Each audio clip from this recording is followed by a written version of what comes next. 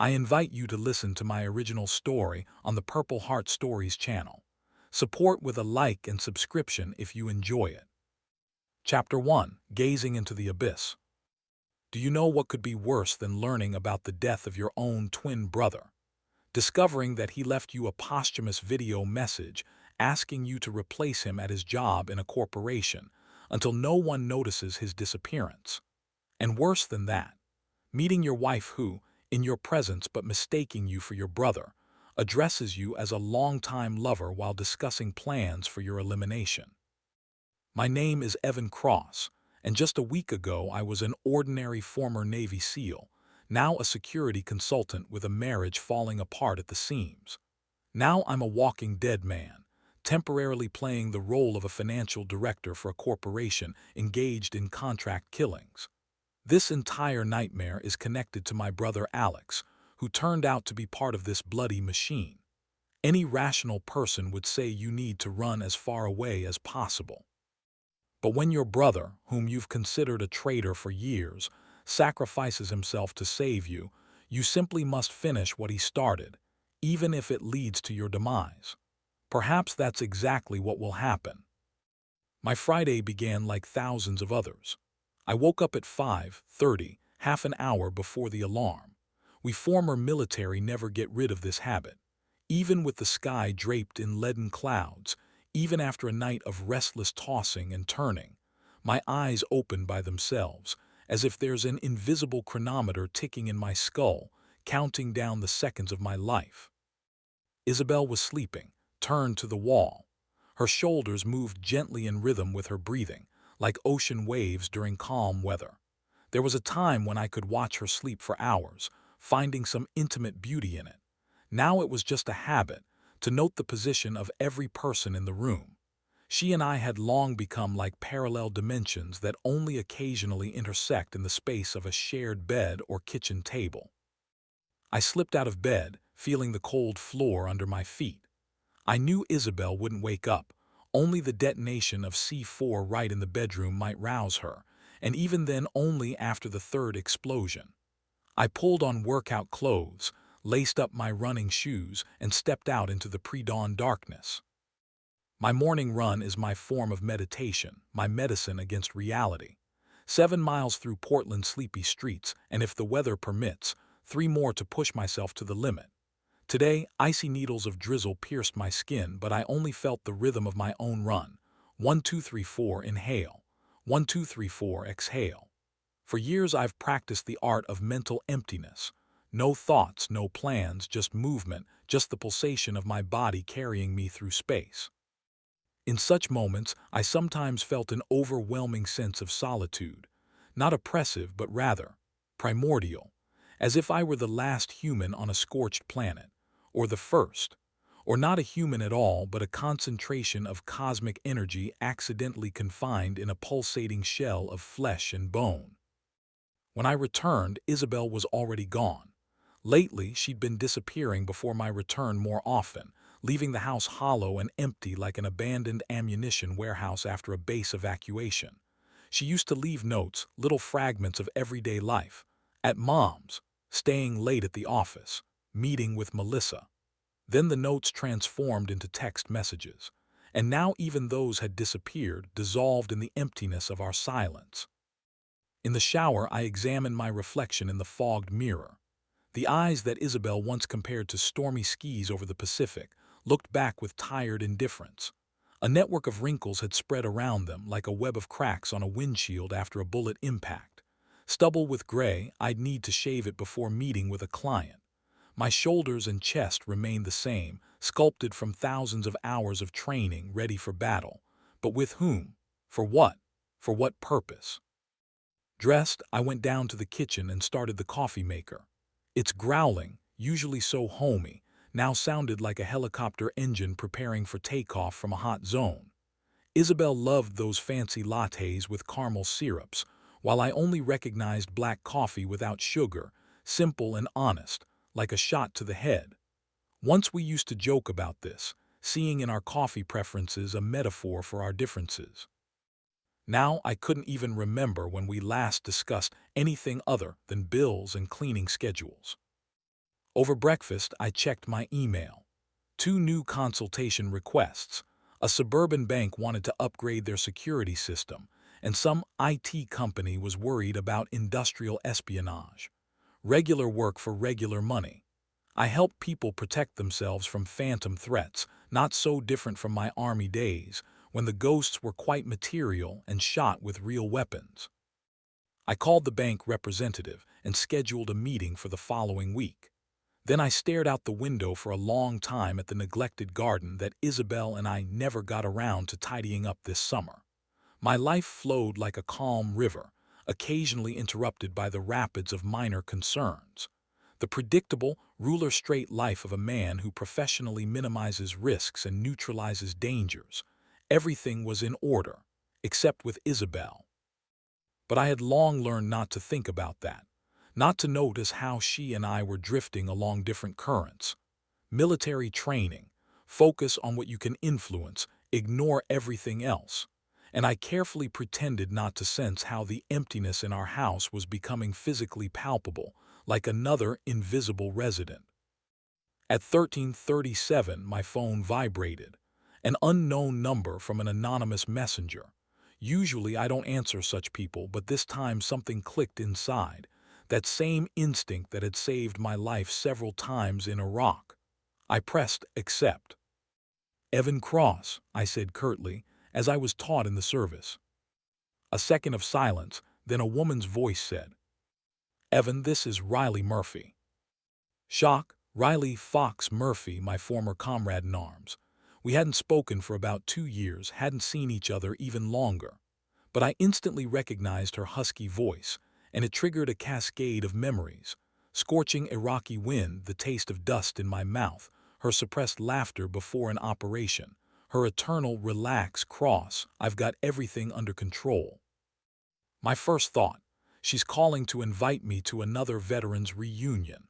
But something in her voice made the hairs on the back of my neck stand up. The same feeling that warned me in Fallujah. Don't go down the main street, turn into the alley. "Fox," I exhaled. "What brings you, what's hap?" "Evan, your brother is dead," she cut me off, and the world froze like a paused frame. I stood in the middle of the kitchen, pressing the phone to my ear, feeling the blood drain from my face. Alex dead. My brother, my twin, dead. We hadn't spoken for 3 years since he created that nightmare at my wedding, but the thought that he was gone. What was all I could squeeze out? How did it happen? So far this is only known to me and the local morgue in a backwater town where the coroner is an old school friend of mine. Riley's voice sounded tense, like when she used to brief rookies before a mission. The official version is an accident in the mountains.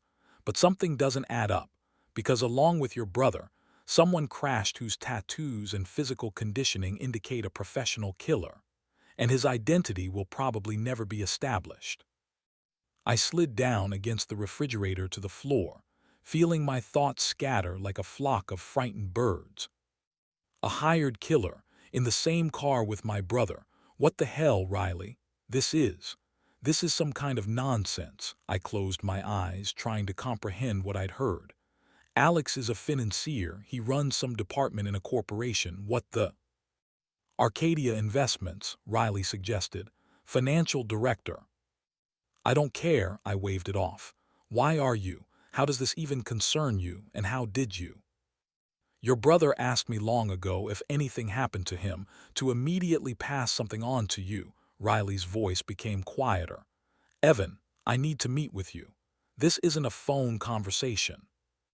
I rubbed my face with my hand, feeling my rough palm scrape against the stubble. Riley, this is. All words seemed meaningless. Alex is dead, my brother is dead. All right, when and where? Pine Grove Motel on the northern outskirts of town. Tomorrow at 2:00 p.m. Room 27. Come alone and make sure you're not followed. Followed? I laughed humorlessly. God, Riley, you've watched too many spy thrillers. Who would be after me? Listen carefully, Evan. Her voice became hard as a taut string. If I'm right, your brother's death wasn't an accident, and yours could be next. Be careful. Don't tell anyone where you're going, not even your wife. She disconnected before I could ask even one question. I sat on the kitchen floor with the phone in my hand, trying to piece together the shattered reality into some coherent picture. My brother is dead, possibly murdered, and somehow this might be connected to me. I would have sat there until evening, but my work phone rang. Like an automaton on autopilot, I answered, discussed a video surveillance system with a client, wrote down the details, agreed on a price. As if nothing had happened, as if the world hadn't turned upside down. Isabel returned around 7 when darkness had already fallen outside the window. I heard the door of her silver Volvo slam, the key click in the lock. These sounds, which once filled me with anticipation, now only caused a vague anxiety. She entered the kitchen where I sat, staring mindlessly at my laptop. Her chestnut hair was damp from the rain, her face frozen in a mask of polite indifference. "Hi," she said, hanging her coat on the back of a chair. "How was your day?" I wanted to say, "My brother is dead," but instead I heard my own voice. "Fine. An old army friend called. He needs my help with something. I'll have to leave for a week or two." This decision emerged from somewhere deep inside, bypassing conscious thought.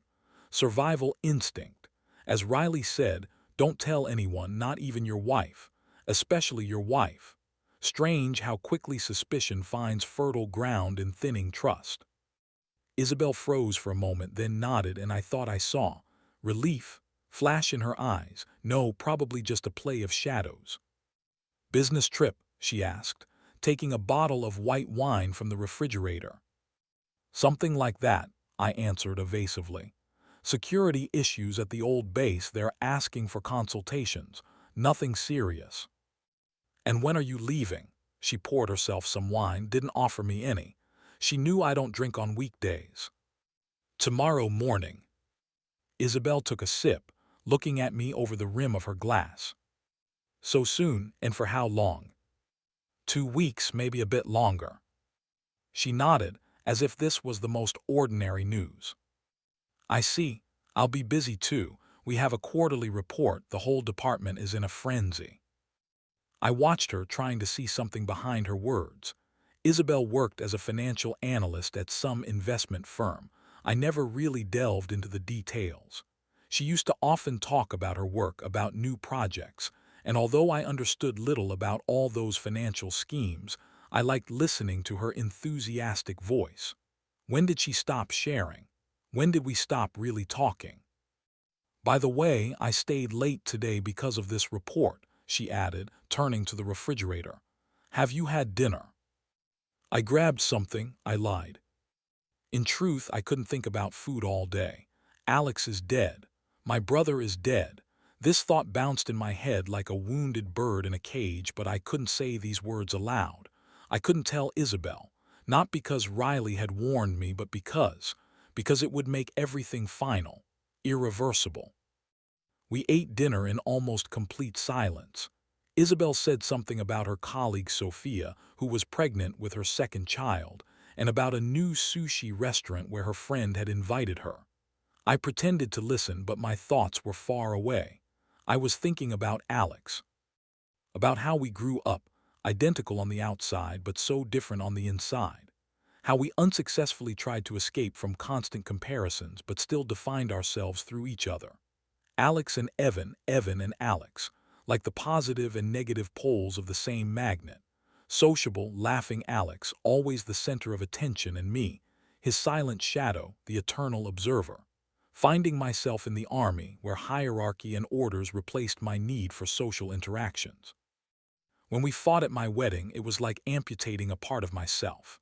I hated him for those words, spoken in drunken rage, but now, learning of his death, I felt only a dull, meaningless ache. What if I had called him a year ago, a month ago, a week? At night I lay awake, listening to Isabel's steady breathing as she faced the wall, as usual lately. We used to fall asleep with our bodies intertwined. Now an invisible demilitarized zone lay between us. And I thought about how tomorrow I would leave, and perhaps never return to this bed, this house, this woman who had become a stranger. I woke before dawn, packed a bag, left Isabel a note, though I saw that she wasn't asleep, just pretending. "I'll call when I can," I said, standing in the doorway of the bedroom. She sat up in bed, hair tousled, eyes still clouded with sleep. "Good luck," she said quietly. I went over and bent down for a goodbye kiss, and her lips touched mine, dry, warm, but somehow detached. Not a kiss, but a formal gesture, like a handshake before a business meeting. I looked at her, beautiful, distant, and wondered, do I know this woman at all? And did she ever know me? The Pine Grove Motel turned out to be exactly as I'd imagined. A weathered two-story building on the outskirts of town, with a faded sign and an almost empty parking lot. Such places were built in the 70s, in the heyday of auto tourism, and since then they hardly changed. They just deteriorated and became saturated with the peculiar smell of old carpets and broken hopes. I parked my Jeep at the far end of the lot from where I could see the entire motel. A habit developed through years of training: always keep the entire field of view, always have an escape route. I sat in the car for about 10 minutes studying the surroundings. Few guests, mostly truckers, judging by the trucks in the parking lot. The owner behind the counter, a heavy-set man in a worn-out t-shirt, fixated on the TV. Nothing suspicious. Room 27 was on the second floor at the far end. I climbed the creaking stairs, feeling my muscles tense, my body ready for danger, even if my mind said there was none. I knocked 3 times as agreed. The door opened almost immediately, and I saw Riley Murphy. She had changed over the years: shorter hair, deeper wrinkles around her eyes, a harder gaze. But her smile remained the same, slightly crooked with a touch of irony. "Cross," she nodded, stepping back so I could enter. "Fox," I replied, walking in and automatically scanning the room.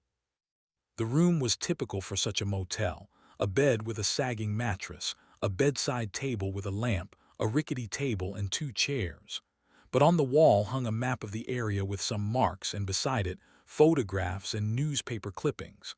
On the table, a laptop surrounded by stacks of papers. Riley had always been a methodical analyst. "Good to see you, though the circumstances," she faltered, then simply waved her hand. "Sit down." I lowered myself onto a chair, which predictably creaked under my weight. Riley sat across from me, rubbed her eyes. Judging by the dark circles under them, she hadn't slept for a couple of days. "Tell me," I said simply. She nodded, as if making up her mind, then began. "Alex contacted me 3 months ago, called from an anonymous messenger just like I called you. He was scared, speaking in riddles. Said he was in big trouble, and if something happened to him, I was to pass something on to you." "You were in touch," I was surprised, "all this time?" Riley nodded. "He found me about a year ago. Said he wanted to occasionally get news about you. Not directly, since you weren't speaking, but at least to know that you were okay." Something clenched in my chest. So Alex had been thinking about me after all, although we were both too stubborn to take the first step toward reconciliation. "And what happened? How did he—" I couldn't finish the sentence. Riley reached for her laptop, opened a folder with photographs. "The official version is an accident.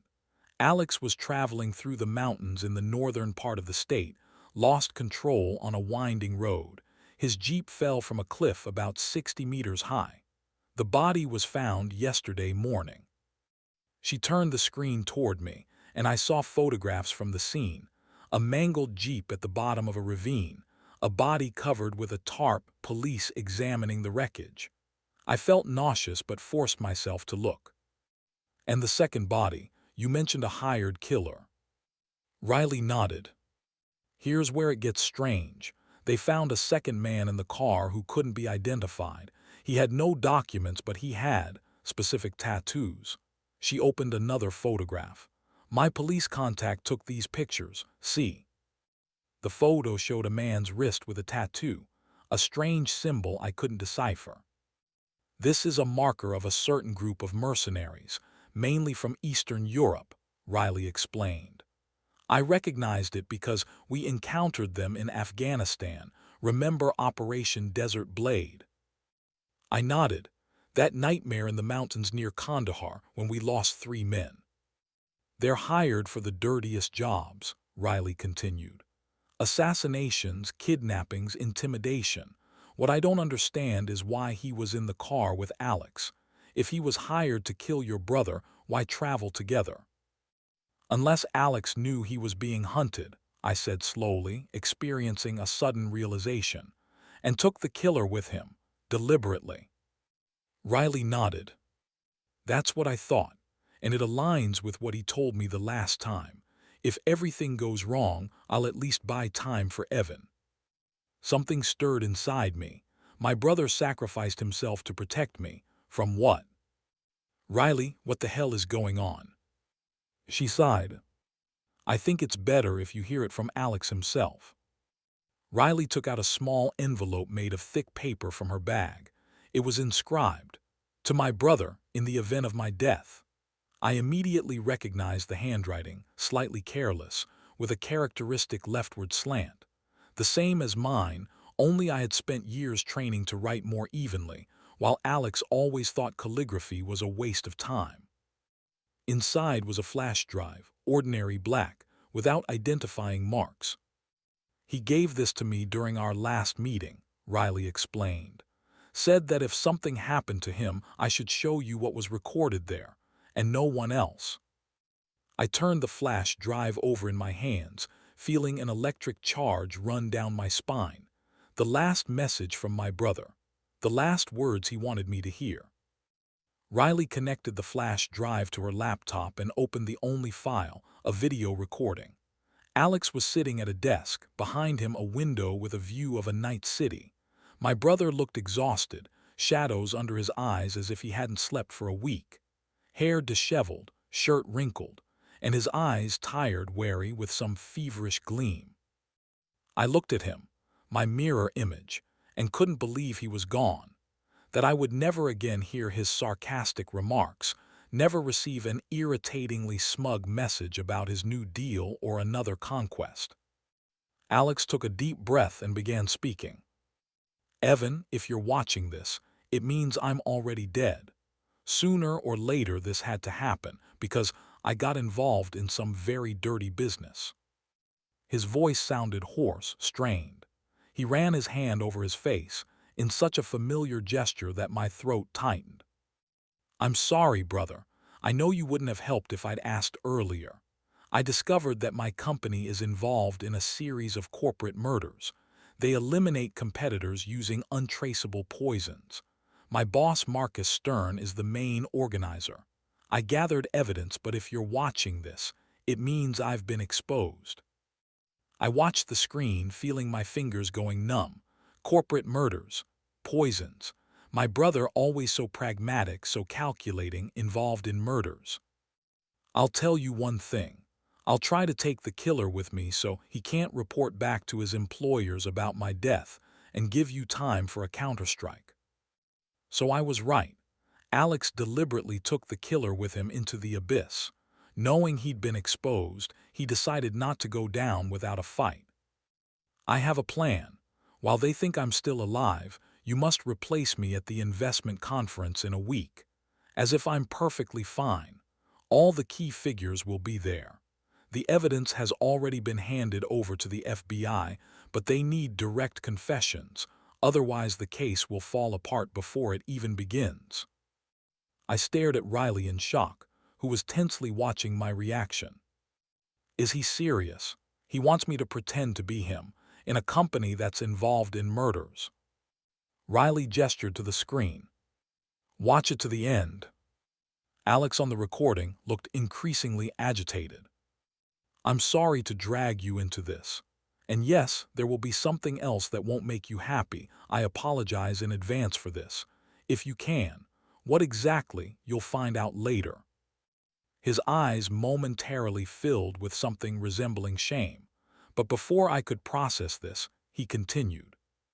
Time is short. In my apartment in the safe behind the Hopper painting in the study, you'll find all the necessary documents. The code is our birth date. Evan. I know we've had our differences, but you're the only one I can trust, the only one who can finish what I started." He fell silent, as if gathering his thoughts, then quietly added, "If I don't survive, I want you to know I've always been proud of you, even when we weren't speaking. Forgive me for everything." The recording cut off and the screen went dark. Riley and I sat in silence, broken only by the sound of the wind outside the window. "Damn it," I finally exhaled, leaning back in my chair. "What the hell is happening?" Riley poured me water from a bottle on the nightstand. "I checked everything I could," she said when I took a sip. "Arcadia Investments is a large investment company, showing incredible profits for the past 5 years. Marcus Stern, its founder and CEO, is known as a ruthless businessman, an immigrant from Eastern Europe, self-made, typical American success story." I shook my head. "And what about the murders? That sounds crazy." "I'm not sure," Riley said cautiously. "But over the past 3 years, there have been several strange deaths in companies competing with Arcadia's clients. A pharmaceutical company's CEO died of a heart attack right before a public announcement about a new drug. The head of a tech startup died from a stroke on the eve of a major deal. All relatively young, healthy people. And interestingly, after each such death, the company's stocks collapsed, and then they were bought by one of the firms associated with Arcadia." I was silent, trying to process what I'd heard. My brother worked for a company that killed people for profit, and now he wanted me to infiltrate it under his name. "This is insanity," I finally said. "Even if everything he said is true, I can't just pretend to be him. We may be twins, but I don't understand anything about finance. I don't even know how he behaves at work, how he talks to colleagues." "I can help with that," said Riley. "During this time, I've managed to study your brother pretty well. But yes, the plan is risky, very risky." She fell silent, looking out the window where rain was starting. Droplets drummed against the glass, creating a strange, anxious rhythm. "You don't have to do this," she finally said. "We can go to the police, tell them everything we know." "And what will we tell them?" I smirked. "Hello, my twin brother died, and before his death he recorded a video saying his company kills people using untraceable poisons. They'll think we're paranoid." "You're right," Riley sighed. "Without evidence, it sounds like a feverish delusion. We need what Alex collected." I stood up and went to the window. The rain had intensified, blurring the outlines of the parking lot and the flickering motel sign. My face was reflected in the glass, Alex's face, but with a different expression. Harder, more alert. "If Alex was telling the truth, and his company is really involved in murders, they won't stop," I said slowly. "There will be new victims." "Probably," Riley agreed. "And if he's right about the FBI, then they're waiting for irrefutable evidence. Confessions." "Yes." I took a deep breath. My thoughts were jumbled, emotions turbulent, but through this chaos, one clear line emerged. My brother died trying to stop something terrible, and I am the only one who can complete what he started. "All right," I finally said, turning to Riley. "I'll do it. I'll go to Chicago, break into Alex's apartment, find the evidence, and if everything matches what he said." "Then you'll replace him at the conference," Riley finished. "Yes, but I'll need your help. And also," I hesitated, "we need to verify that Alex really contacted the FBI. If not, we'll just walk into a trap with no backup." Riley nodded. "I have contacts, I'll check, and I'll be in touch the whole time you're inside." We talked until late at night, discussing the details. Riley told me everything she knew about my brother and his work, and I tried to memorize every detail that could help in this diabolical masquerade. Before sleep, I took out an old, worn photograph from my wallet, Alex and I at graduation. Young, smiling, full of naive hopes. His hand on my shoulder, my elbow poking into his side. A silly pose our mother insisted on. "Show that you're brothers," she said then. And we showed, awkwardly but sincerely. "I'll finish what you started," I whispered, looking at my brother's smiling face. "I promise." Somewhere in the distance, thunder rumbled as if the sky was confirming my vow. A storm was approaching, and I felt it would engulf me completely. Chapter 2: Shattered Mirror. Chicago pressed down on me with its skyscrapers, threateningly looming over my head like giant wardens. After the quiet streets of Portland, this city seemed like a kingdom of glass and steel, where every window was an eye watching you. I parked the rented Ford 2 blocks from Alex's building and sat for a while, studying the entrance. The building looked like an architectural embodiment of arrogance, 52 floors of glass and metal slicing through the sky, with a view of Lake Michigan and perfectly trimmed topiaries at the entrance. A place where the cost of 1 square meter equaled my annual salary. A gilded cage in which my brother had spent the last years of his life. Getting out of the car, I slowly headed toward the building, feeling the keys to my brother's apartment weighing down my pocket. Riley had somehow procured them for me. I didn't ask how exactly, she didn't elaborate. In our line of work, not all methods would withstand scrutiny for legal cleanliness. A concierge was on duty at the entrance, an elderly African-American with the bearing of a retired military man and an impeccably pressed uniform. He glanced at me without much interest, then suddenly straightened up and spread into a professional smile. "Mr. Cross, I thought you'd left for the weekend. How was your trip?" I froze for a fraction of a second, but then relaxed my shoulders. Of course, he took me for Alex. My brother and I were twins, and although the years had sculpted some differences, my shoulders broader from constant training, his eyes surrounded by fine lines from frequent smiling, to an outside observer we remained copies of each other. "Had to return earlier," I replied, carefully mimicking Alex's manner, slightly more relaxed, with a hint of a smile at the corners of his lips. "Business, you know." "Oh, of course, sir." The concierge nodded understandingly. "Shall I have the car ready for tomorrow morning?" I shook my head. "No need," I replied, "working from home tomorrow." He nodded again, and I walked to the elevators, feeling my palms sweat. First barrier crossed, but this was just the beginning. Alex's penthouse occupied the entire top floor. When the elevator doors opened, I found myself in front of double doors of dark wood. I inserted the key, stepped inside, and for a moment it seemed like my brother would emerge from the adjacent room with a glass of whiskey, grinning his signature smile. But the apartment greeted me with silence. Cold, sterile silence like that of a modern art exhibition hall. Everything here screamed of money, from the marble floor in the foyer to the panoramic windows opening a breathtaking view of the city. White walls hung with abstract paintings in minimalist frames, furniture that looked as if it had never been used, and a giant crystal chandelier above the dining table that probably cost more than my entire house. I walked through the living room, noting the impeccable order. Not a speck of dust, not a single item out of place. On the coffee table, neatly stacked financial magazines. On the dresser, a photo of our parents in a silver frame. I picked it up, peering into the long-gone faces. I wondered if they would be proud of us now. A military man turned security consultant, and a financier involved in corporate murders. The answering machine on the phone was blinking red, showing 5 unheard messages. I pressed the button. "Mr. Cross, this is Dr. Mann, reminding you of your annual examination next Wednesday." "Alex, this is Daniel from legal. Those merger documents." "Alex, darling, this is Veronica. You simply must attend my charity evening next Friday. All of Chicago's elite will be there." Nothing remarkable. The ordinary life of a successful financier.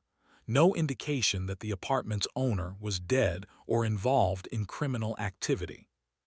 I continued my inspection. In the kitchen, a set of Japanese knives never used and a wine cabinet with a collection probably worth my annual income. In the bedroom, a huge bed with a perfectly made black coverlet and a stack of books on the bedside table. Alex had always been a bookworm, the only trait we truly shared in childhood. Finally, I reached the study, a spacious room with a view of the lake. Here, among bookshelves and expensive office furniture, I began methodically searching for traces of Project Apollo. My brother had died collecting evidence, and I had to find it before someone else did. Searching the study took over an hour. I looked through every paper, checked every book, every drawer of the desk. Nothing. But in the video, Alex mentioned a safe behind the Hopper painting. I examined the walls and noticed a canvas hanging opposite the desk, a solitary figure in the dim light of a roadside cafe. Classic Hopper, with his signature atmosphere of loneliness and alienation. Removing the painting, I discovered a safe built into the wall. The electronic lock blinked with a green light, waiting for the code.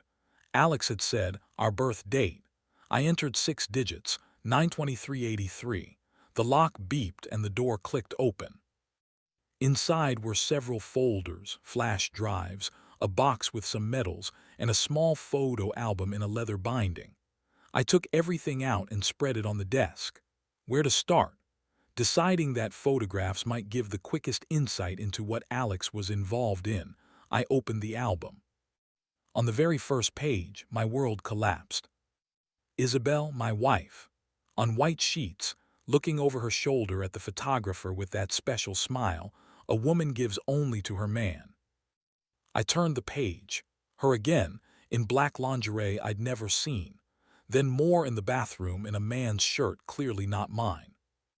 The next photograph hit like a gut punch, Isabel and Alex together, his hand in her hair, their faces an inch apart. All the photos were dated, the last 3 months. The room swam before my eyes as if I were looking through a scope with incorrectly set diopters. I slammed the album shut and clenched my fists so tightly that my nails left half-moons in my palms. Deep breath. Exhale. Another breath. The technique they taught us to use before a sniper shot. Clear your mind. Focus. But emotions broke through all barriers: rage, pain, humiliation. My brother and my wife. Lovers. They met behind my back, probably laughed at me while I punched the desk, and the expensive mahogany cracked. Useless. I needed to focus on the task. I opened one of the folders and saw printouts of correspondence between Alex and Isabel. Evan is leaving again for a few days. Come over. Can't wait to see you. These hours with you are the only thing helping me stay sane. Stern was asking about your brother. I assured him Evan doesn't suspect anything. Project Apollo is progressing. Perkins has almost finished the new formula. My eyes picked out phrases like a predatory bird spotting small prey. Isabel knew about Project Apollo. She was part of it, and Alex discussed me with her, with Stern. In the margins of some printouts were notes made by Alex's hand. How could I sink so low? This has to stop. I looked around the study and noticed the bar in the corner. I went over, pulled out the first bottle I saw, some expensive whiskey. I tore off the cork and took a large swig straight from the bottle. The fiery liquid rolled down my esophagus, and I closed my eyes, allowing the alcohol to dull the acute pain of betrayal. My wife and my brother, my wife and my brother. These words pounded in my head like a war drum, like a curse spell. The whiskey helped me gather my thoughts. Setting the bottle aside, I returned to the desk and continued examining the safe's contents. One of the flash drives was labeled Apollo, complete documentation. I connected it to Alex's computer. The screen came alive, requesting a password. I tried our birth date, nothing. The day our parents died, again, nothing. The day his company was founded, his car number, all to no avail. I almost gave up when I suddenly remembered Alex's strange habit. He always used the names of literary characters as passwords. I typed Holden Caulfield, the name of the main character in The Catcher in the Rye, a book Alex reread every year. The screen flashed and the computer unlocked. The flash drive contained dozens of files, neatly sorted into folders. I opened a document titled Apollo Overview and began reading. What appeared before my eyes made me forget about personal betrayal. Project Apollo turned out to be a corporate murder program organized by Marcus Stern, the head of Arcadia Investments. The concept was simple and monstrous. The company selected executives of competing firms and eliminated them using untraceable poisons developed by Dr. Warren Perkins, head of the research department. The poisons mimicked natural causes of death, heart attacks, strokes, aneurysms, and left no traces that could be detected during autopsy. A crucial element of the scheme was that Arcadia Investments would bet against the stocks of companies whose executives were targets in advance. After the CEO's death, the stocks inevitably fell, and Arcadia earned millions through financial manipulations. The documents included lists of victims, 8 people over the past 3 years, all successful executives, all suddenly dying from natural causes. Some had attached photographs from the scenes, obtained somehow, and medical reports confirming nonviolent death. I looked at stock price charts after each death. A drop, then acquisition at a low price, then a slow rise when the panic subsided. Pure, cold profit logic, separated from human lives by the sterile mathematics of numbers and graphs. A separate folder was dedicated to Dr. Perkins and his developments. Dry scientific terms concealed a simple truth. This man was creating the perfect murder weapon. Perkins described his poisons with the pride of a scientist who had achieved perfection in his field. No moral qualms, no doubts, only technical details and recommendations for use. But the most chilling document I found was in the strategy folder. It was a memorandum from Marcus Stern, outlining the philosophy of Apollo. Business is war, and in war there are casualties. We are simply more efficient in choosing who those casualties will be. Nature itself eliminates the weak. We merely accelerate this process. Each elimination must appear natural. This is our main principle. The second principle, profit always justifies the means. These words, printed on official company letterhead, sounded like a sociopath's manifesto. A man for whom human lives were merely obstacles on the path to a goal. I leaned back in the chair, trying to comprehend the scale of the crimes. My brother was part of this.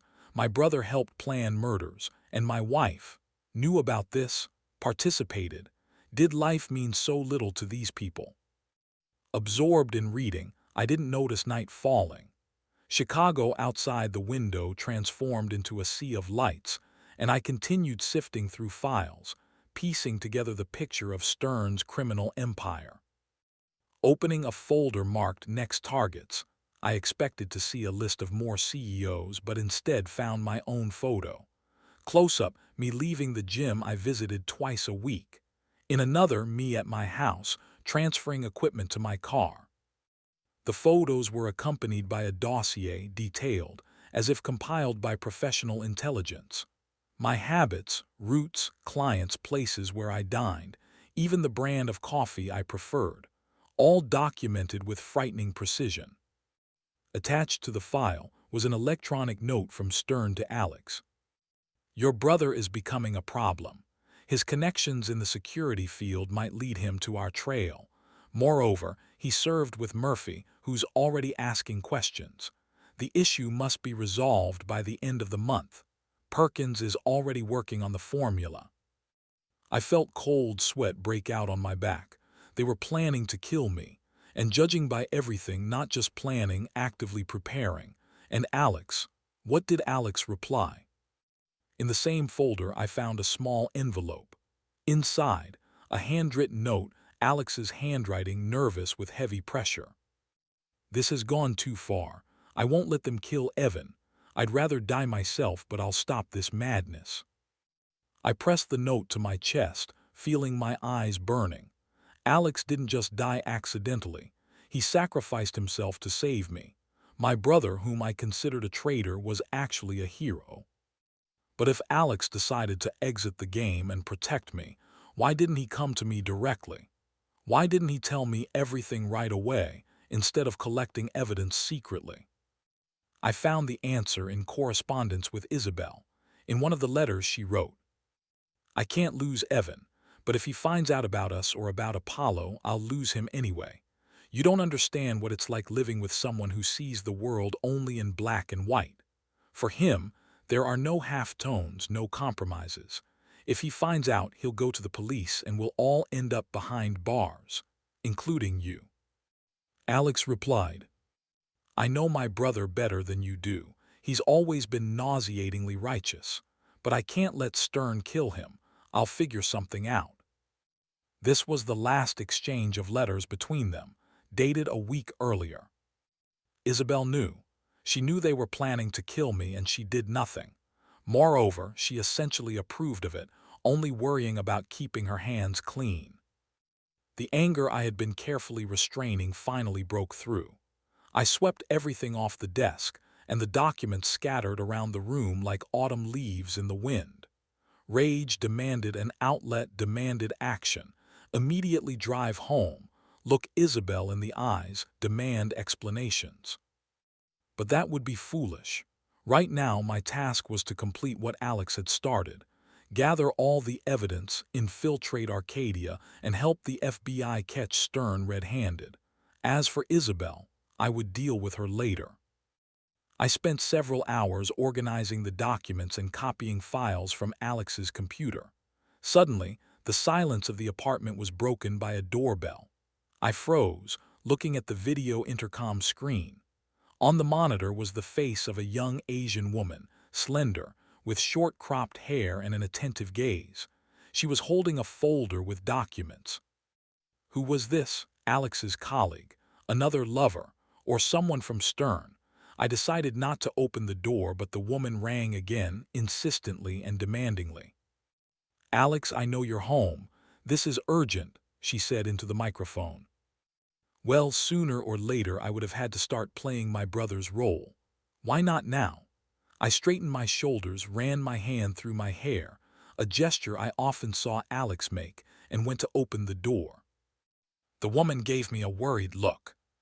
"Finally, I've been trying to reach you all day."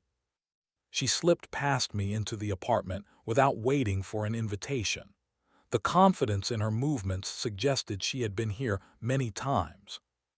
"Here are the documents on the merger with Biogen that you asked me to prepare for Monday." She extended the folder. "I practically had to steal them from the legal department, but you know how persuasive I can be." I took the folder, trying to look natural. "Thank you, this is very timely." She paused, studying me. Her eyes, insightful, alert, narrowed. "Something's wrong," she said assertively. "You're acting strange." I tried to wave it off. "Just tired, rough week." She shook her head. "No, it's not that." She took a step back, continuing to study me carefully. "You're not Alex," she suddenly said. "You're his brother. I saw your picture on Alex's desk." I opened my mouth to object, but she cut me off. "Alex never stands the way you do, and he would have grabbed the folder right away, not even offering me to come in. And he wouldn't call me miss. By the way, my name is Naomi. Naomi Chen, your brother's assistant." She crossed her arms over her chest. "Where is Alex?" I realized that denial was pointless. This woman knew my brother well. "Can we talk?" I asked, gesturing toward the living room. She nodded, not taking her wary gaze off me. We sat in armchairs opposite each other. I took a deep breath. "My name is Evan Cross. Alex. My brother died 3 days ago, an accident in the mountains." Her face contorted, but she quickly composed herself. "I knew something had happened," she said quietly. "These last weeks he hasn't been himself, nervous, distracted, locking himself in his office, whispering on a secure channel." She looked up at me. "It wasn't an accident, was it?" Her perceptiveness impressed me. "No," I answered after a pause. "It wasn't, and I'm here to find out what happened." "Project Apollo," she said, and it wasn't a question. I tensed. "You know about this?" "Not everything, but enough to understand it's something deadly dangerous and absolutely illegal." Alex never spoke directly, but I heard his conversations with Stern, saw strange documents. And, she faltered, the last time I saw Alex, he looked as if he'd made some important decision. He told me a strange thing. Sometimes you have to choose between what's right and what's profitable. I've chosen profit for too long. She looked at me challengingly. If you're here to continue his work, I'll help you, because Alex meant much more to me than just a boss. But we need to act quickly, before anyone notices his absence. I silently looked at Naomi, trying to decide if she could be trusted. On one hand, she was close to Alex and possibly knew more about Project Apollo than she was saying. On the other, if she worked for Stern, she would have already called security, not sitting here offering help. "Why do you want to help?" I finally asked. She smiled slightly. "Because Alex was the only person in that company who treated me as a human being, not as a walking machine for executing orders.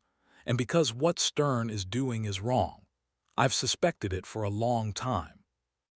I nodded and made my decision.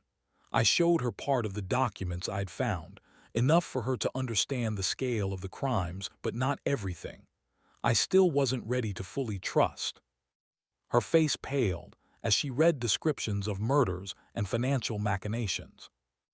"I suspected the company's affairs weren't clean, but this," she shook her head, "this is monstrous." "Alex left a video message," I said. "He wanted me to replace him at the investment conference in Tokyo in a week. While everyone thinks he's alive, we have a chance to gather final evidence against Stern and the entire leadership of Arcadia." Naomi nodded thoughtfully. "Bold plan, risky, but it might work. Stern, Perkins, and all the key figures will be at the conference, if you can get direct confessions." "For that I need to become Alex," I interrupted her. "Convincingly play his role. Can I do it?" She looked at me appraisingly. "Physically, you look very similar, but there are differences in mannerisms, speech habits. And of course, you need to know more about finance than just the difference between stocks and bonds." 5 days until the conference. Is that enough?" Naomi smiled, and in her smile I saw determination. 5 days until the conference. In that time, I must turn you into your brother convincingly enough to fool people who worked with him daily. She stood up. "Let's start right now. We have a lot of work to do." We sat up until late night making a plan. Naomi told me about Alex's habits, his gestures, how he communicates with colleagues. I took notes, asked questions, tried to grasp the complex world of finance, which had always been Greek to me. "What about the FBI?" Naomi asked at some point. "Alex said he gave them documents." "My colleague is checking on that," I replied, thinking of Riley. "If it's true, then our task is to give them the final evidence, confessions from Stern himself." Naomi nodded. "It won't be easy. He's very cautious and never speaks directly about liquidations. Always uses euphemisms, gives orders through third parties." "At the conference, we'll try to provoke him," I said. "Make him say something that can be used against him." "Dangerous game," Naomi remarked, "if he suspects deception." I didn't finish, but we both understood. If Stern discovers the substitution, I'll become the next victim of Project Apollo. And maybe Naomi too. The hardest part for me was realizing I would have to not only pretend to be Alex, but also interact with Isabel as if I were her lover. The thought caused a mixture of anger and grief in me, but I understood I had to play this role flawlessly. "You'll manage," said Naomi, as if reading my thoughts. "Alex believed in you. He knew you could finish what he started." I nodded, feeling determination replacing doubts. "For Alex, for justice. And for all those who might become the next victims if we fail," Naomi quietly added. We continued working, delving deeper into the details of the upcoming operation. Outside the windows of the skyscraper, Chicago glowed with millions of lights, indifferent to our plans and fears. Somewhere there, among those lights, was the office of Arcadia Investments, a den of killers in expensive suits. and I was going to enter it, pretending to be one of them. Chapter 3: The Man in the Shadow. Mom always said that Alex and I were two halves of the same whole. As a child, I believed this fairy tale. In youth, I hated it. In adulthood, I simply ignored it. But now, trying to become my brother, I realized that a whole universe of differences lay between us. My hands remembered the weight of weapons, his only handshakes and keystrokes. My gaze automatically searched for threats and evacuation points, his for opportunities and competitors' weaknesses. I spoke only when I had something to say. He had turned conversation into an art of seduction. And yet the mirror reflected his face, my face, our shared face. Perhaps Mother was right after all, we were two sides of the same coin. And now, with one side erased, I had to bear a double burden, to be myself and become him simultaneously, not suspecting that in the process I would find something greater than what I had lost. No, no, no, Naomi shook her head irritably. Alex never holds his hands like that. Your movements are too military. I lowered my hands and looked at myself in the mirror. The last 4 days had turned into an endless training session. We fell asleep at dawn and woke up at noon, using every minute to prepare for my debut at Arcadia Investments. Alex's penthouse became our training camp, a testing ground where I battled my own essence. Show me again, I asked. Naomi stood up and leaned slightly over an imaginary table, supporting herself with her left hand, casually, as if by accident, but at the same time with a calculation invisible to the ordinary eye. See, he always leans forward slightly when he's interested, but not too impatiently, and never crosses his arms over his chest. He considers it a sign of being closed off, and Alex always demonstrates openness, even when he's lying. I repeated the movement, trying to capture the subtle nuances. Better, Naomi nodded, but you're still too vigilant. I'm always like that, I shrugged. Alex isn't. She came closer. Alex is relaxed, confident in his irresistibility. It's as if he already knows everyone around will say yes to any request of his. I smirked. Sounds immodest. It is, Naomi unexpectedly agreed. But his self-confidence is so charming that people are willing to forgive him. Alex smiles and everyone feels they're special, that only they received a genuine smile. Something personal flickered in her voice, and I caught myself thinking that I didn't like how she spoke about my brother, as if he were, what, her boss, something more. Were you close? I asked, unable to contain my curiosity. Naomi turned away, pretending to look for something in the stack of papers on the table. Professionally, yes, I knew about his work more than anyone else in the company. Personally, she paused. No, Alex kept his distance with everyone.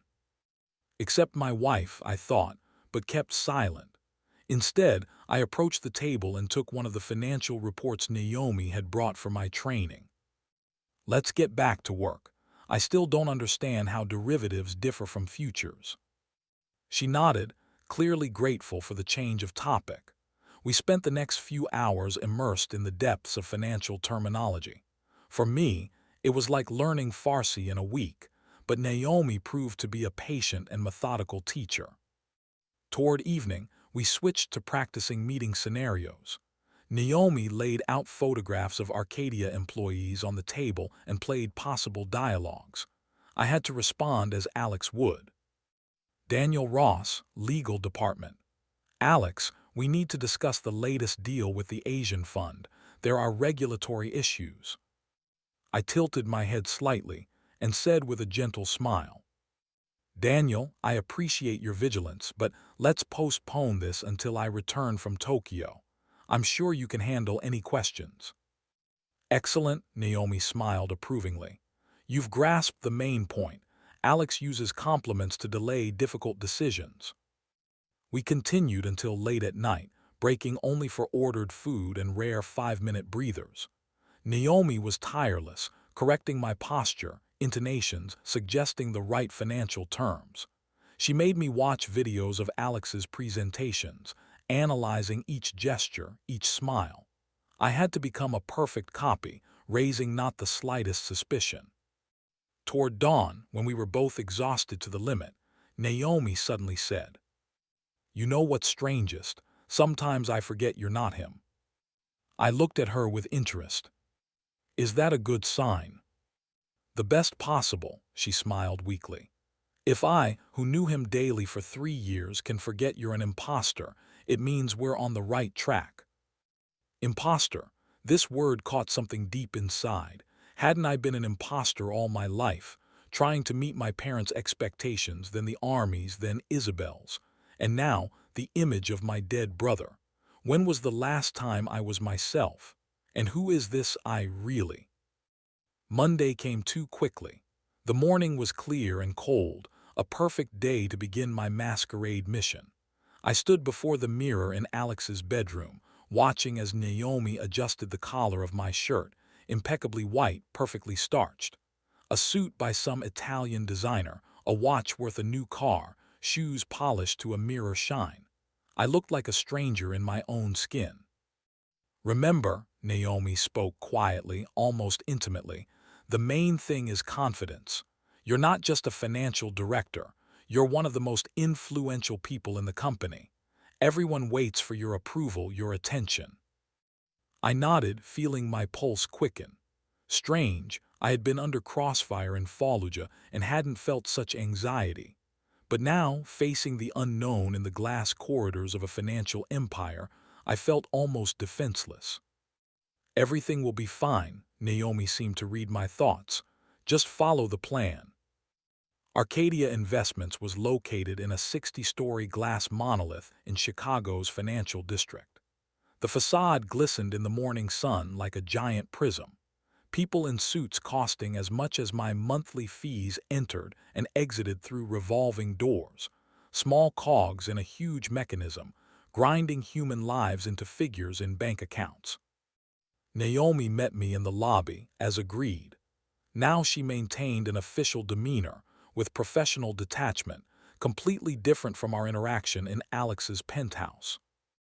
"Good morning, Mr. Cross," she said loudly enough for nearby employees to hear. "You have a busy schedule today." I nodded, trying to look as if I spent every day of my life here. "Coffee in my office in 5 minutes, please." She inclined her head slightly. "Of course, sir."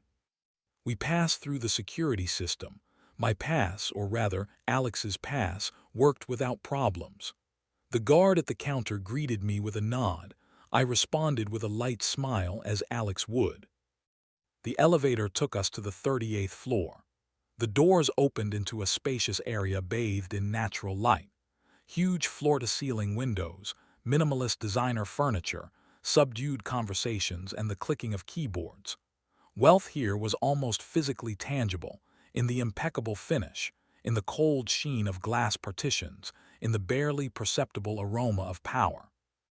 "Good morning, Mr. Cross." A young woman at the reception desk greeted me. "How was your weekend?" "Productive, Christine," I replied, grateful to Naomi for the detailed briefing on employee names. "How's your son? Is he better?" The woman beamed. "Yes, thank you for asking. He's back in school now." I smiled and walked on. Naomi followed me, whispering, "Well done." Alex's office turned out to be exactly as Naomi had described, spacious, with a panoramic view of the city, minimalist in design. A dark wood desk, an ergonomic leather chair, several abstract paintings on the walls. A photograph of our parents in a silver frame, exactly like the one in the penthouse.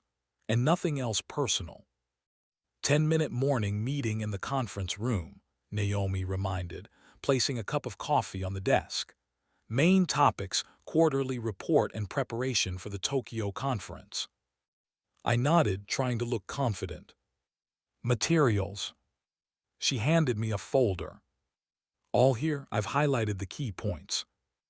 The meeting went better than I expected. I spoke little, mostly listened and nodded at the right places, occasionally asking clarifying questions that Naomi and I had rehearsed in advance. No one seemed to notice anything strange. except a few colleagues who noted that I looked tired. If only they knew the truth.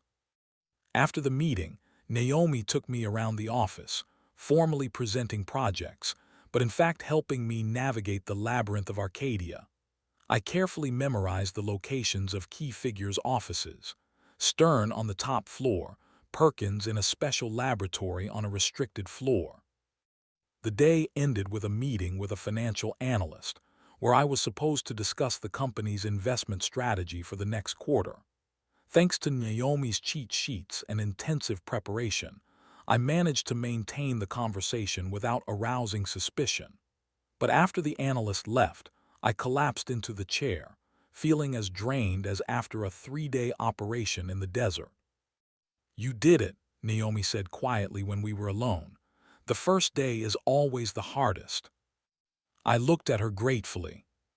"Without you, I would have failed in the first 5 minutes." She smiled slightly, and in this smile was something new, something I hadn't noticed before. The second day started more calmly. I had already settled into the role of Alex and felt more confident. Naomi met me in the lobby with the usual "Good morning, Mr. Cross," and the day's plan. Everything was going according to schedule until, around noon, she burst into the office with panic in her eyes. "We have a problem," she said, lowering her voice. "Your wife is here, looking for you." I felt my back grow cold. "Isabel, here." Naomi hadn't warned me that my wife might appear at the office. "What is she?" I began, but the office door swung open. Isabel looked exactly as I remembered: flawless blonde hair gathered in an elegant bun, a strict suit accentuating her figure, light makeup. My wife. My brother's lover, betrayer. "Alex, finally," she approached me with a quick step. "I've been calling you all evening." I froze for a moment, fighting the urge to tell her everything that had built up over these days. But instead, I smiled that special smile I had practiced with Naomi, slightly arrogant but charming. "Sorry, dear, I've been busy preparing for the conference." Isabel glanced at Naomi. "Could you leave us?" Naomi looked at me questioningly, and I nodded. "Thank you, Miss Chen. We'll continue later." As soon as the door closed behind Naomi, Isabel grabbed my arm and pulled me to the far corner of the office, away from the door. "Why haven't you been answering my messages?" I was worried. My heart was beating so hard that it seemed she must hear it. I looked at the woman I once loved more than life itself and didn't recognize her. Or, perhaps, I was finally seeing her true self. "Been busy," I repeated, trying to make my voice sound natural. "Lots of work before the conference." She frowned. "You're acting strange." "Just tired." I moved to the window, pretending to admire the view. In reality, I just needed to turn away so she couldn't see my face. "Evan still doesn't suspect anything?" she asked, coming closer. "Where is he?" "Gone on another business trip. When will we deal with him? Counting on him dying there isn't reliable. He's a tough nut, and the assignment they sent him on, or whatever they call it in the military as far as I understand, isn't dangerous." Each word stabbed like a shrapnel bullet. Deal with him. She was planning my murder as calmly as she would plan a vacation to the Maldives. I felt nausea rising in my throat, but forced myself to answer. "Soon, very soon." I barely contained my rage, and I'm sure some of it leaked into my voice. But Isabel didn't notice. She came up behind me and hugged me, pressing against my back. Her perfume, a familiar scent that used to be associated with home, with security. Now it evoked only disgust. "I missed you, you know what I mean," she whispered. "Maybe we could meet tonight. Evan won't be back for a week." I slowly turned and looked into her eyes. "Sorry, I have too much work. After the conference," I cleared my throat, trying to control the tremor in my voice. "By the way, how is your quarterly report coming along?" Isabel looked disappointed but nodded. "Too bad, the report. It's almost finished. It'll be ready by the time you return from Tokyo." She reached up to kiss me, and I couldn't dodge without arousing suspicion. Her lips touched mine, dry, warm, foreign. I forced myself to return the kiss, imagining I was kissing someone else. Anyone but her. When she finally left, I locked myself in the office and stared out the window for a long time, trying to calm my wildly beating heart. Naomi quietly entered after a few minutes and silently handed me a glass of water. I drank it in one gulp. She talked about my murder as if discussing a dinner menu, I said bitterly. Naomi placed her warm hand on my shoulder, an unexpected but comforting gesture. We need to continue, she gently reminded. For Alex, for justice. I nodded, feeling determination return. Revenge is a dish best served cold, and I was going to serve it in the best possible way. By midweek, I had practically settled in at Arcadia. Employees greeted me by name. I remembered who did what, and could maintain professional conversations thanks to intensive preparation with Naomi. But the real test awaited me on Wednesday, a meeting with Dr. Warren Perkins, the creator of poisons for Project Apollo. Perkins worked in a special laboratory located on a restricted floor of the building. Only top company executives and Perkins himself had access there. Naomi escorted me through a complex security system, and we descended in the elevator to a floor that officially didn't exist. The laboratory resembled a scene from a mad scientist film. Sterile white walls, metal tables covered with test tubes and mysterious equipment, computers with formulas and graphs on screens. And in the midst of all this, Dr. Perkins himself, a thin, middle-aged man with piercing blue eyes and nervous, jerky movements. "Ah, Alex," he said, not looking up from his microscope, finally deigned to appear. "Dr. Perkins," I nodded, trying to imitate the tense but polite tone with which, according to Naomi, Alex communicated with the scientist. "How is the work progressing?" Perkins straightened up and gave me an evaluating look that seemed to penetrate right under the skin. "I've improved the formula for Tokyo," he pointed to a sealed vial on the table. "It works through contact interaction through the skin. One touch is enough, like that Russian Novichok, only one that actually works." I moved closer, trying to maintain external calm, although inside I was boiling with rage. This man created means for killing as coldly as other scientists develop cancer treatments. "Tell me more," I asked, remembering that Naomi mentioned Alex's interest in scientific details. Perkins became animated. "This is a modified version of last year's formula, but with the addition of a component that accelerates the cardiotoxic effect. Death occurs 6 to 8 hours after contact, depending on body mass and general health condition." He spoke as if describing a new smartphone model. "Symptoms are identical to myocardial infarction. No coroner will suspect poisoning." I nodded, trying to hide my disgust. "Impressive, but what about delivery? How do we ensure the target receives the dose?" Perkins giggled, a sound like metal scraping on glass. "I've created a special device. Looks like a ring." He showed a thin silver ring on his finger. "During a handshake or any other contact, a microneedle extends and injects the dose. The target won't even feel the prick." I felt nauseated, but forced myself to continue. "And there's no way to detect traces of the substance after death?" "None." Perkins looked at me with sudden suspicion. "You've never been interested in delivery details before, Alex. Usually, you were only concerned with chemical formulas. Why now?" I frantically tried to find a plausible explanation. "Richard Dawson, CEO of Neuropharm, will be in Tokyo. Stern wants me to personally oversee the situation. I just want to make sure everything goes smoothly." Perkins stared at me for a long time without blinking, then slowly nodded. "I see. Well, you can relax. The formula has been tested and is reliable, if, of course, you haven't lost your vaunted resolve." "My resolve is intact," I replied, meeting his gaze, "but I prefer to know all operation details." He nodded, but something in his gaze changed. Distrust, suspicion. I couldn't precisely determine, but I felt this man saw more than he showed. When Naomi and I left the laboratory, I felt my palms wet with tension. "Not sure he bought it," she said quietly when we were already in the elevator. "Perkins is very observant, and he has a phenomenal memory for details." "You think he suspected something?" "Possibly. We'll need to be more careful." I didn't know then that Perkins called Stern immediately after our departure to report his suspicions. "Maybe he's just overworked before the conference, but I'll be watching him," said the scientist, gazing after the departing elevator with a penetrating, assessing look.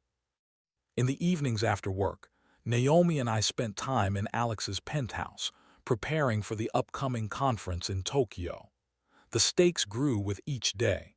We knew this would be our only chance to obtain irrefutable evidence against Stern and his team. Naomi patiently explained complex financial schemes that I would have to present at the conference. Our hands sometimes accidentally touched over documents, and each time this contact caused a strange warmth spreading up my arm. Our gazes met more frequently, lingering a fraction of a second longer than necessary. "Right here," she pointed to an investment portfolio diagram. "You'll need to explain why Arcadia is betting on the pharmaceutical sector." "Because they're planning to kill another CEO and profit from the falling stocks," I replied grimly. Naomi sighed. "Yes, but you can't say that at the presentation." "I know," I rubbed my eyes. Fatigue was accumulating like lead in the blood. Sometimes I just can't believe this is actually happening, that there are people who so coldly kill for profit. In rare moments of rest, Naomi and I talked about life, how she, a Stanford graduate with a degree in East Asian languages, ended up in the world of finance. "I needed to help my parents pay off their mortgage after the financial crisis," she said simply. "About my service in special forces, about countries I'd been to, people I'd met." "You know what's strange?" she said one evening as we sat on the balcony, looking at the lights of nighttime Chicago. "I worked with your brother for 3 years, but I've learned more about you in a few days than I did about him in all that time." I looked at her, tired but determined, with dark circles under her eyes and a stubborn crease between her brows. "Alex was always secretive," I replied. "Even as a child, it was as if he had a secret life that he never let anyone into." "And you," she asked, "are you secretive too?" I thought about it. Probably, but differently. Not to hide something, but to not burden others. Naomi nodded understandingly. "You don't want people to carry your burdens." "Something like that." We were silent, enjoying a rare moment of peace before the storm that inevitably awaited us in Tokyo. "How are you coping?" Naomi suddenly asked. "With your wife's betrayal, your brother's death, all this madness." I smirked. "Do I have a choice?" "There's always a choice," she said quietly. "You could just walk away, forget, start a new life somewhere where no one knows you." I shook my head. "And let them continue killing. Forgive my brother's murder. No, I must finish what Alex started." The night before flying to Tokyo, we reread the evidence against Stern and his accomplices. Among the documents, I found a mention that Alex began cooperating with the FBI after learning about plans to kill me. "He was trying to save me after all," I said quietly, looking at the date, "just 2 weeks before his death." Naomi, sitting next to me at the table, put her hand on my shoulder. "He loved you in his own way." Her eyes, tired but sincere, looked at me with something resembling tenderness. Or maybe I just wanted to think so. But in that moment, something new emerged between us, fragile as first ice but real: understanding, connection. I didn't know then where this would lead us. I only knew that for the first time in a long while, I felt something besides anger and pain. On the eve of departure to Tokyo, when Naomi had gone to get tickets and documents, I decided to inspect Alex's apartment once more. Something bothered me, a feeling that we had missed some important detail. In the bedroom, I noticed a small irregularity in the parquet floor by the bed. Kneeling down, I ran my hand over the floor and felt that one of the floorboards was slightly movable. With a soft click, it gave way, revealing a small hiding place under the floor. Inside lay a USB drive sealed in a plastic bag and an envelope. I took them out, feeling my pulse quicken. Another of Alex's secrets. The envelope contained a note written in a familiar hand. "Evan, if you found this, it means I'm dead. This is a backup copy of all the evidence I sent to the FBI. Agent Ramirez is my contact. Use this if everything goes wrong." Connecting the flash drive to the computer, I discovered a complete copy of all financial transactions of Project Apollo, and more importantly, audio recordings of meetings where Stern openly discussed the murders. On one of the recordings, I heard Isabel's voice, cold, businesslike, discussing eliminating the problem as calmly as ordinary people discuss weekend plans. Listening to this was almost physically painful, but I forced myself to hear it through to the end. I needed to know the truth, the whole truth, however bitter it might be. When Naomi returned, I showed her my discovery. "This is what we need, but still not enough," she said after reviewing the files. "If we add direct confessions to what we have, then the FBI really could arrest Arcadia's entire leadership." I nodded. "We need to verify that Alex actually contacted the FBI." That same evening, I called Riley, who confirmed that she had found Agent Ramirez and verified that the FBI was indeed conducting a secret investigation into Arcadia Investments' activities. "They're waiting for irrefutable evidence to arrest the company's leadership," Riley said. "The conference is the perfect place to get this evidence. All the key players will be there." We discussed the details of the plan. I was to provoke Stern into making confessions and record them, and Riley would pass these recordings to Agent Ramirez, who would be waiting near the conference center. "Be careful, Cross," Riley said before disconnecting. "These people will stop at nothing." "I know," I replied. "That's why we must stop them first." That night I slept restlessly. I dreamed of Alex, not as I saw him in the video recording, tormented and frightened, but young, confident as he was before our paths diverged. He looked at me with a sad smile and said something I couldn't make out. I woke in a cold sweat with the feeling that my brother was trying to warn me. But about what? Outside, rain was falling, blurring the city lights. Tomorrow we fly to Tokyo. Tomorrow the real game begins. I felt that the point of no return had already been passed, and all that remained was to move forward into the unknown. Chapter 4: Shadows on the Water. In ancient Japan, no theater actors wore wooden masks so that audiences could distinguish benevolent spirits from evil ones. I too wore a mask, my brother's face, but unlike Japanese artists, I hoped no one would discern the real emotions raging beneath it. Rage, betrayal, fear, thirst for vengeance. In Tokyo, a city where traditions intertwine with the future, my story was meant to find its conclusion. Alex, my brother and my opposite, had led me here with his final message from beyond death. And here I awaited yet another betrayal, this time from the person whose eyes I looked into every morning while shaving. From myself, because the role I had so carefully immersed myself in began transforming my essence. Somewhere halfway between hatred and justice, I realized I no longer knew what I craved more: to punish the killers or simply to start living anew. Tokyo greeted us with a rainy veil and a damp chill that penetrated even through Alex's cashmere coat. The city seemed to deliberately create an atmosphere for our final scene. Leaden clouds, glossy asphalt reflecting neon signs, and thick fog enveloping the tops of skyscrapers, as if trying to hide them from prying eyes. The Mandarin Oriental Hotel, where the conference was held, proved to be the embodiment of exquisite luxury with an Eastern accent. Marble floors in the foyer, impeccable geometric design, subdued lighting, and the barely perceptible aroma of sandalwood. A place where deals changing the fates of corporations were made, and where the concierge's polite smile was honed to perfection by centuries of hospitality traditions. Naomi and I approached the registration desk, she slightly behind me in a perfectly tailored suit, with a tablet in hand and a professional half-smile on her lips. The perfect assistant to the perfect top manager. Alex Cross, Arcadia Investments, I said with that special intonation Naomi and I had practiced for hours. The lazy self-confidence of a man accustomed to his name opening any door. The administrator, a young Japanese woman with flawless unaccented English, bowed.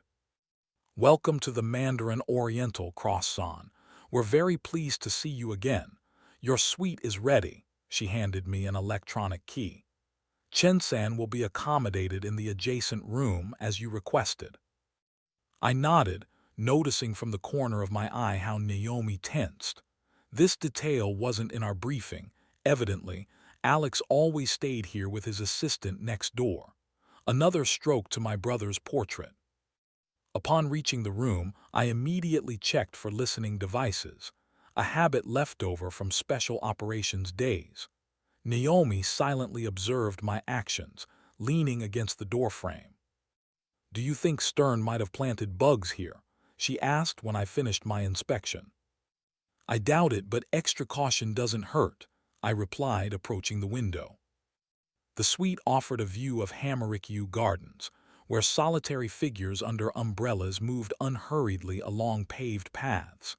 In the distance, Shinjuku's skyscrapers were visible, blurred by rain and fog, like a watercolor sketch by an unsteady hand. I drew the curtains and turned to Naomi. "Schedule." She opened her tablet. "Welcome cocktail at 8 tonight. Tomorrow at 10 a.m., your presentation of the investment strategy. At 1 p.m., closed leadership meeting with Stern." I nodded. The closed meeting, that's where we need to get confessions. Riley will be watching outside, waiting for the signal. Naomi and I spent the next hour checking the recording equipment, a miniature recorder built into the watch and a backup system in the phone. Everything had to work perfectly. We wouldn't get a second chance. Closer to evening, descending to the lobby, I felt my palms becoming moist with tension.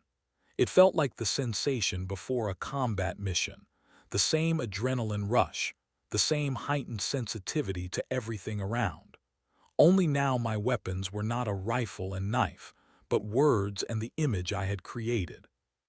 The hotel's banquet hall was filled with hundreds of people in evening attire, the elite of the financial world from all continents. Men in tuxedos, women in designer dresses, shining with diamonds and polished smiles.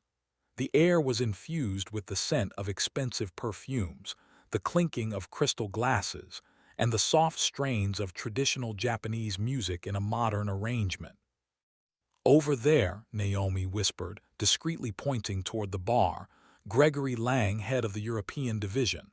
And next to him, Sarah Peterson, director of global communications." I nodded, memorizing faces. Naomi continued quietly commenting, nomming key figures and their positions. I half listened, internally preparing for the main encounter. And then he appeared, Marcus Stern, the man behind my brother's murder who had planned my death. He was taller than I expected, with an athletic build strangely contrasting with his almost aristocratic manners. Dark hair with silver streaks, a penetrating gaze, and a smile that didn't reach his eyes. He moved through the crowd like a shark through a school of small fish, confidently, purposefully, and with a hidden, predatory grace. Noticing me, he headed in our direction, spreading into a smile. "Alex, glad you could make it." His handshake was firm but not aggressive, his tone warm but with barely noticeable notes of patronage. "How was the flight?"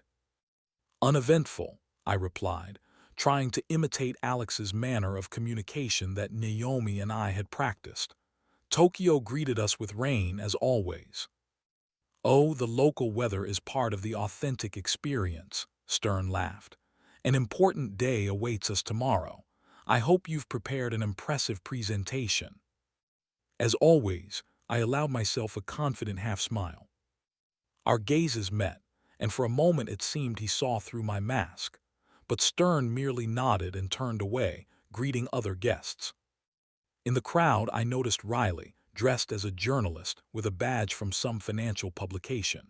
She discreetly nodded to me, confirming that everything was going according to plan. And by the far wall stood Dr. Perkins, observing me from under his brows, like an entomologist studying a rare insect specimen. A chill ran down my spine. The party was just beginning, and I already felt our masquerade cracking at the seams. The next morning passed as if in a fog. I delivered my presentation practically on autopilot, answered questions with pre-prepared phrases, smiled when smiling was required, frowned when looking concerned was needed.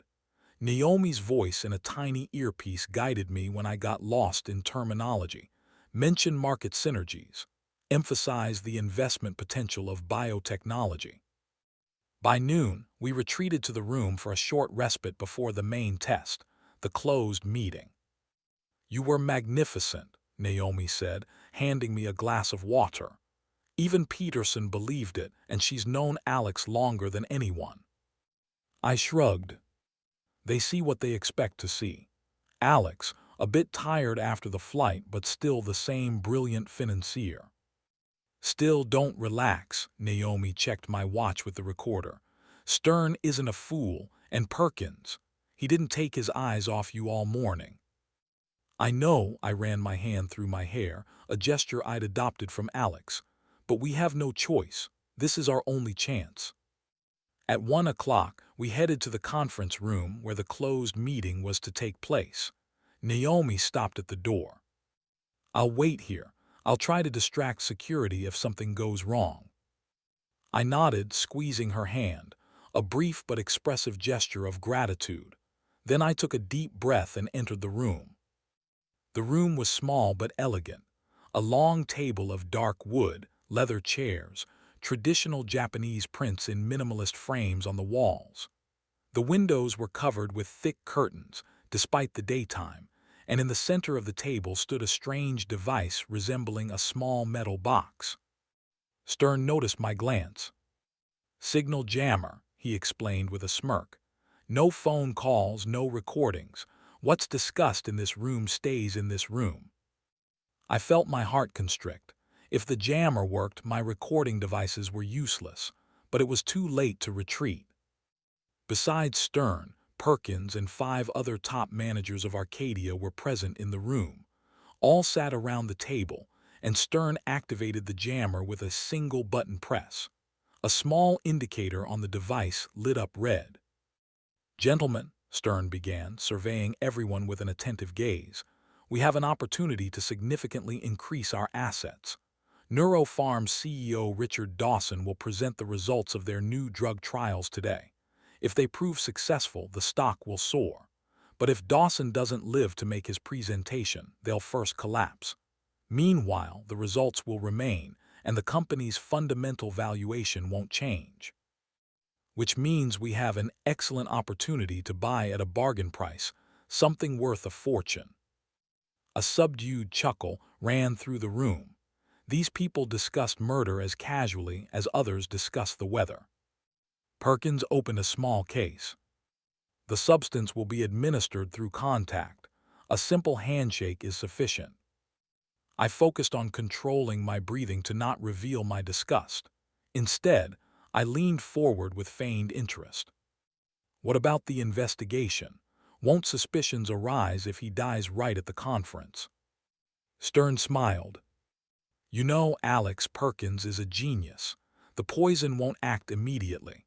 Dawson will feel unwell, return to his room, and there he'll be overtaken by what police reports call acute heart failure. And this will happen today, I asked, hoping my voice sounded calm. After the banquet, Stern nodded.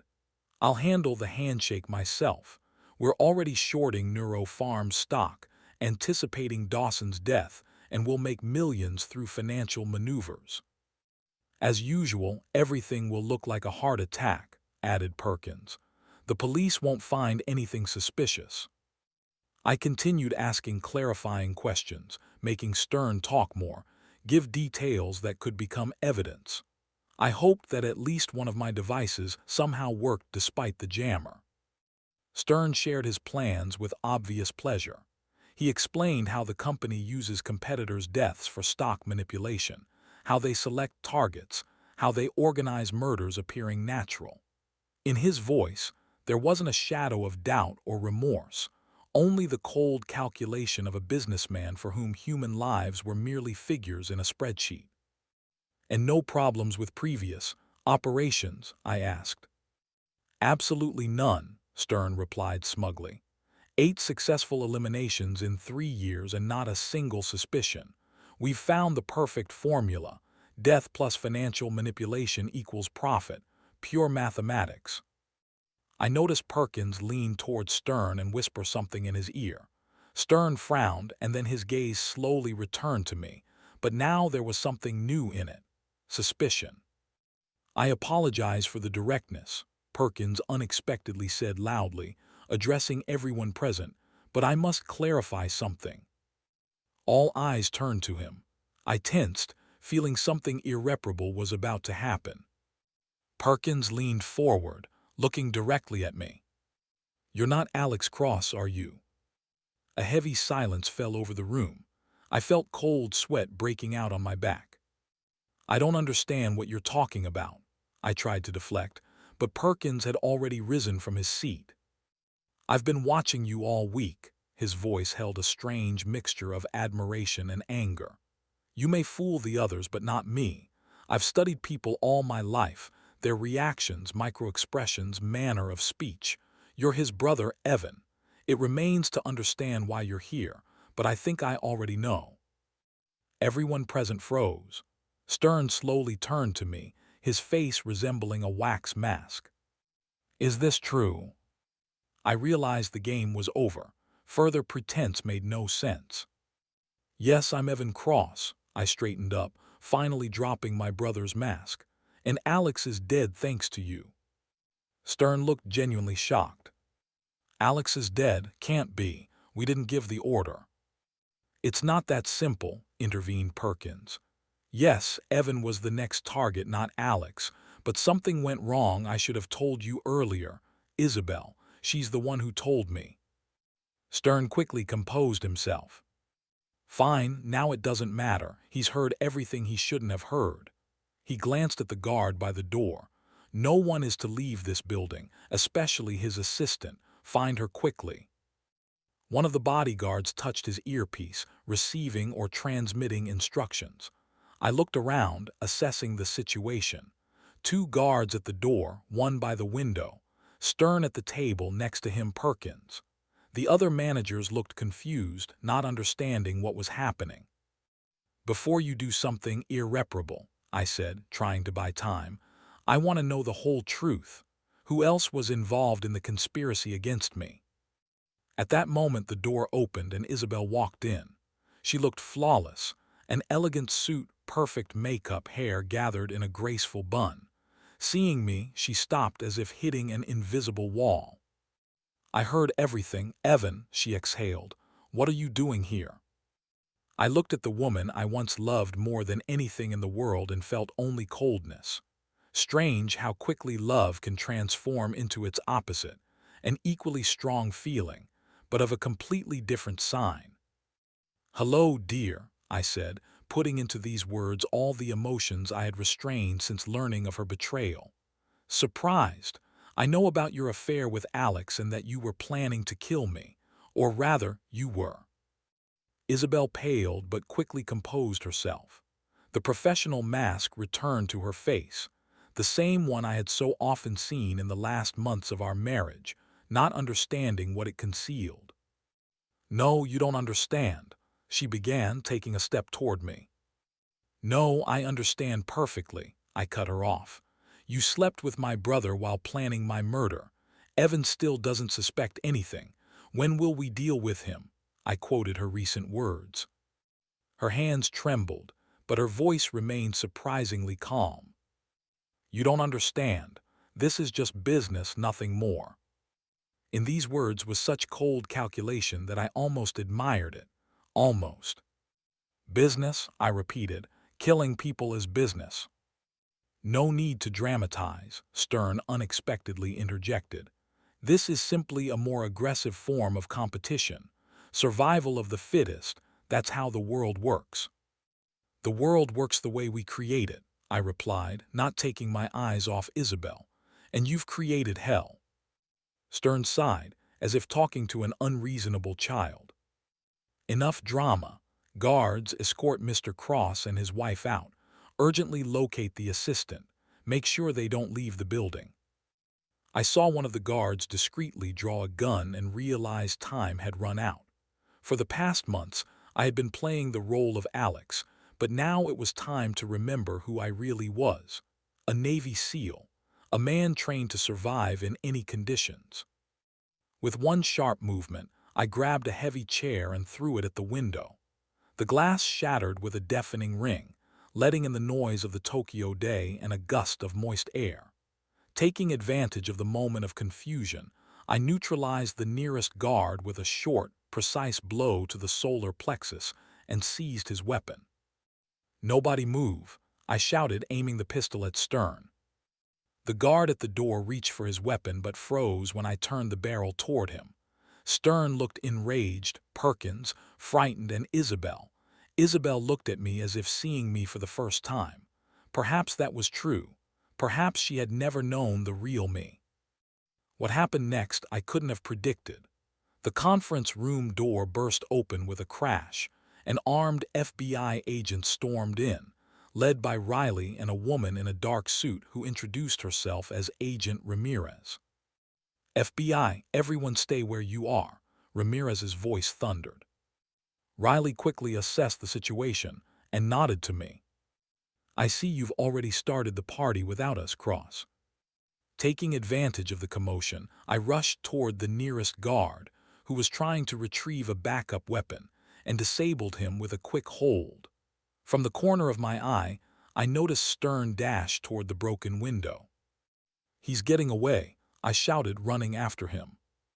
Stern proved surprisingly agile for his age and build.